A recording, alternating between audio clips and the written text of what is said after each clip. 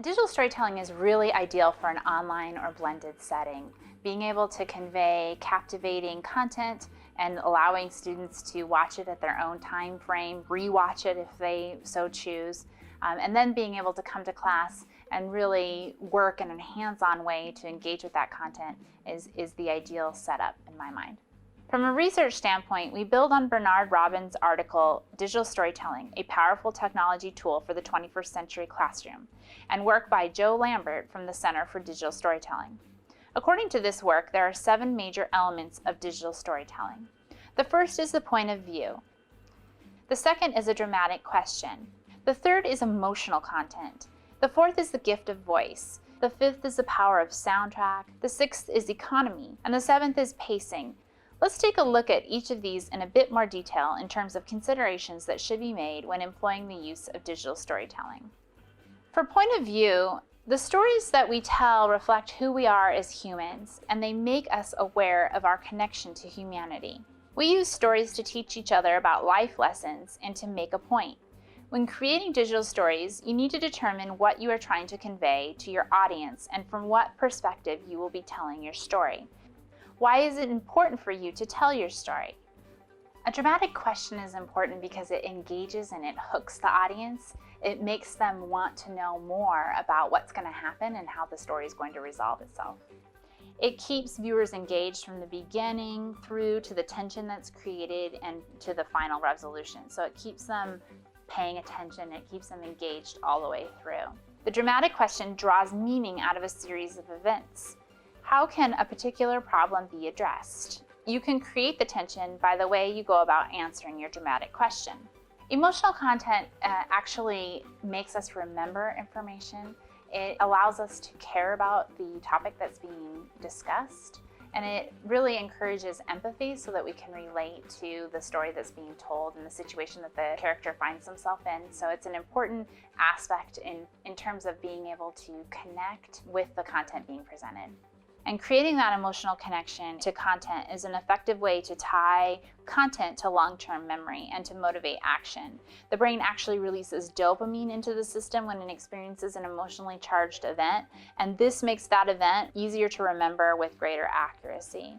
So some things to consider with emotional content are how the story can be told to connect to the human experience, and how the story can work to build empathy and understanding on the part of viewers. Another thing to consider is the gift of voice. So voice telling the story adds significantly to the meaning of it. It gives us insight into the narrator's gender, age, perhaps a geographical region. Your voice provides an interaction with the viewers as your feelings about the memory reflect through your tone. So it helps the viewer to understand the context for why they should be listening.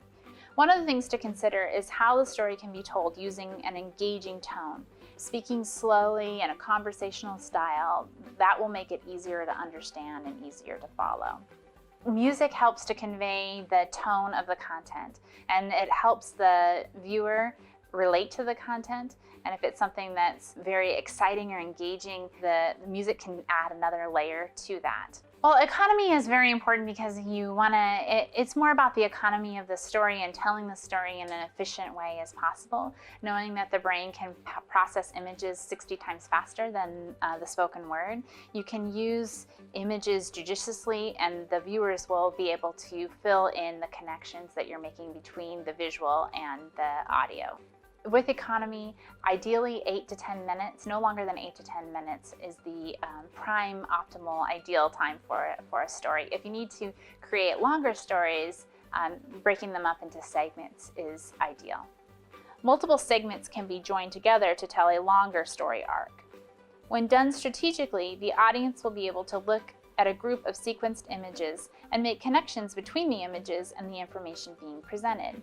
I think pacing is important, having a nice, calm, steady pace, being able to have students digest and understand the information rather than glossing over or speeding through content is very important when engaging the use of digital stories. So good stories breathe and let the audience consider what is being revealed and the information that is being conveyed. The pace really helps sustain the audience's interest.